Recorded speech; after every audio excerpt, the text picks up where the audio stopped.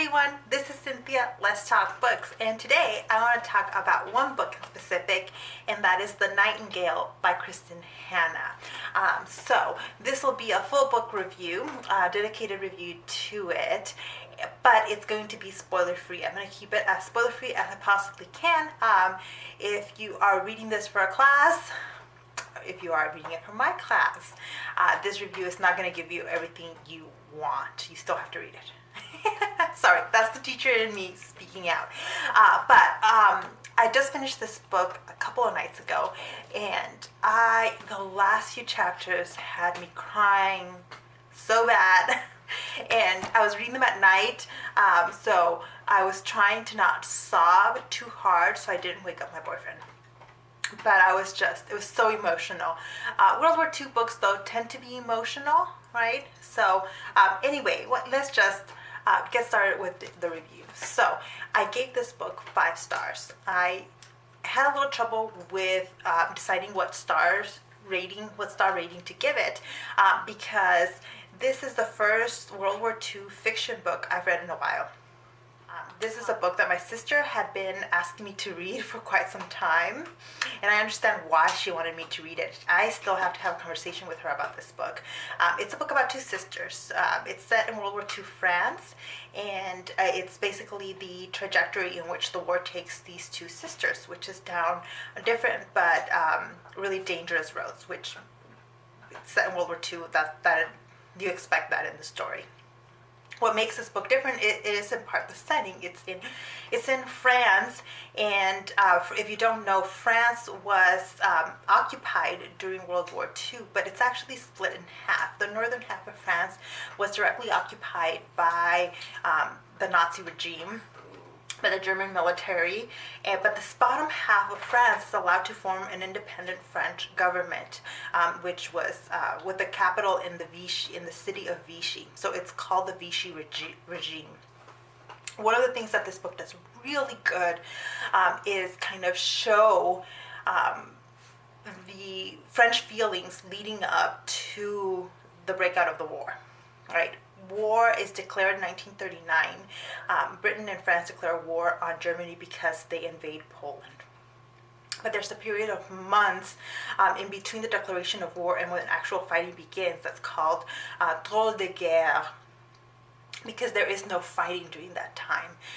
Everybody's basically gearing up for the war. And that is depicted really well in here. French hopes are depicted so beautifully in here. The fact that everybody trusted that the French military was going to succeed against the Germans. They put a lot of trust in the Maginot Line, which was absolutely absurd. The Maginot Line was a series of fortifications on the French and German border. So the French were expecting that the Germans were going to attack via that border, because it's a direct border between the 2 countries, except they already hadn't done that during World War I. The Schlieffen Plan had directed German troops through the Low Countries, so up through Belgium and then up through northern France. That's exactly what the Germans did in World War II again, and so the Germans are able to advance into Paris virtually unstopped. The feelings of that are captured so beautifully in this book. The way that people fleeing the Nazis feel the havoc that leads to, and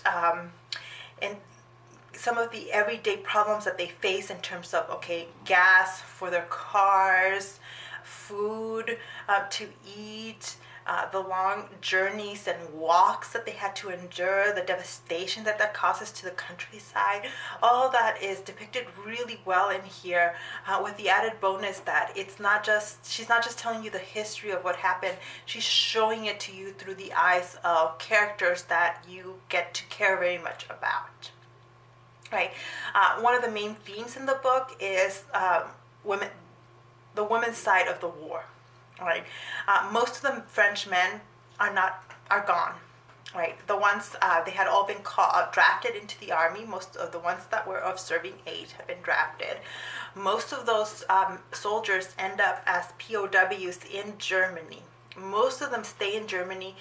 Some are let out through a program of exchange between workers and soldiers that the Nazis had. But most of the Frenchmen stayed in Germany.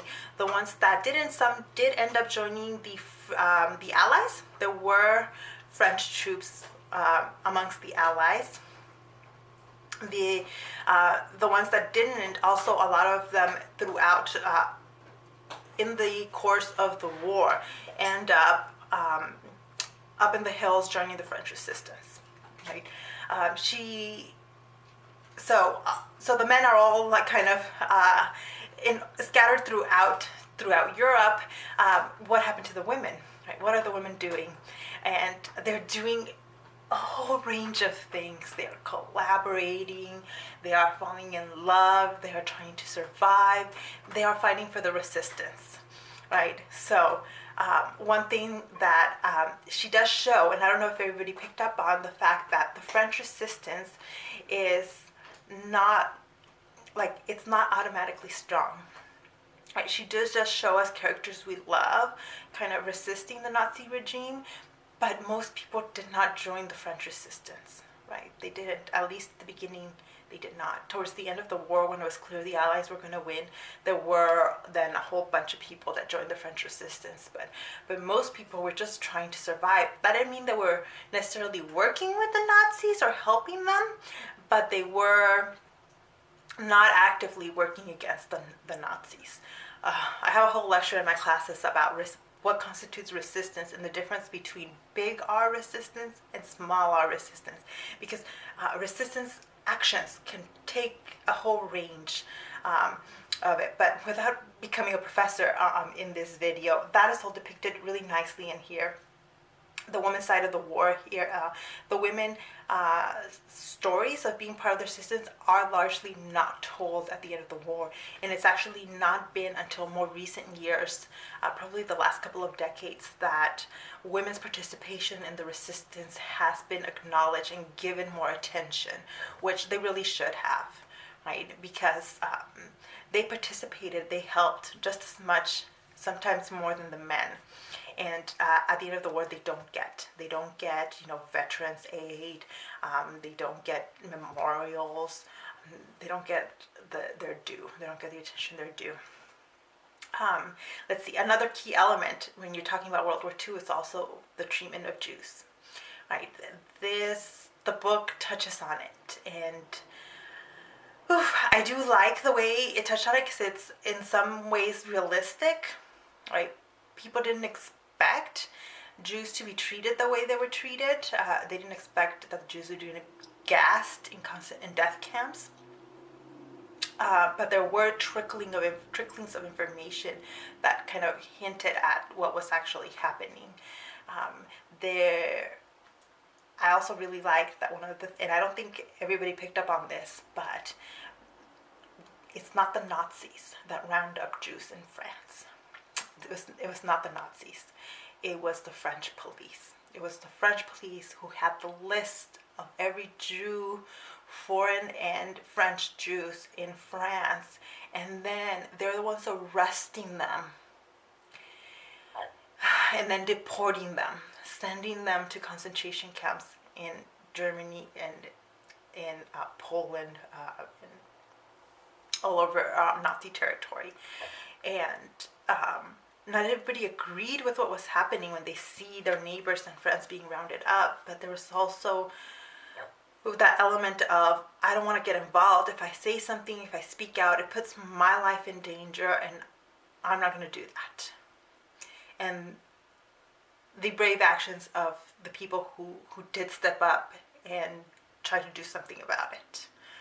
So all of that was all super emotional, and Hannah does a really good job of kind of really focusing on those emotions. It's a very emotional book. sometimes a little too much, and I'm a super emotional person. I love reading emotional books. I cry at the drop of a hat. But I did feel there were elements in here that were a bit melodramatic. She is taking some, literary license with the history, and that's totally fine. But she is doing some of that, right? Like all of the things she describes in here happened to somebody in France, but did they all? Is it realistic to think that they all happen to one woman or to one group of people? Not so much. The other thing in terms of historical accuracy that I had, it's not a huge problem. It doesn't take away from the enjoyment of the book at all. But for example, when she talks about the resistance, she largely talks about the resistance as one group. From time to time, she does kind of describe the different elements of the resistance. There's the Maquis, which are the kind of more kind of paramilitary in the hills groups, and then the people in the cities doing different kinds of like other things, sabotage and hiding people, distributing leaflets, things like that are constitute different kinds of resistance. But one thing she didn't touch on and actually kind of described it as one was the Gaullist and the communist. There's a deep division within the French resistance between the group that were following Charles de Gaulle and the communist groups. They were two distinct groups, and towards the end of the war, these groups are in conflict with one another because they're going to fight over who gets to decide the fate of France at the end of the war. So they're not the same at all. Sometimes they're not even working together. Sometimes they're working against each other. So there is that element that didn't come through in here. And but overall, like I said, it doesn't take away from the enjoyment of the book. I really enjoyed this book. I am now wanting to read All of the Light We Cannot See, and I want to read what's the other one called? I really want to read because that book focuses on basically French responsibility during the war, and I have a feeling that one is going to be even better than this one. So, but I really enjoyed it. I'm so glad I finally got to it. I did read it as part of Tome Topple, and yeah, I'm glad I finally got to it. So if you haven't gotten to it and it's been in your TBR for a while, I highly suggest you move it up in your TBR.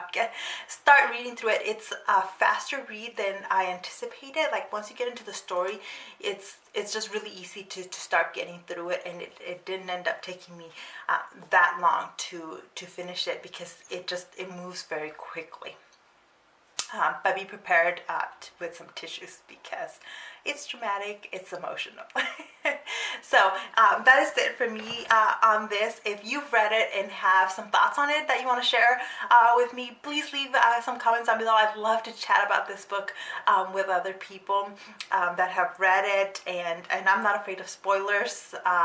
So if you are, maybe stay away from the comments. That is it for me. Thank you so much for watching, and I'll see you in the next one. Bye.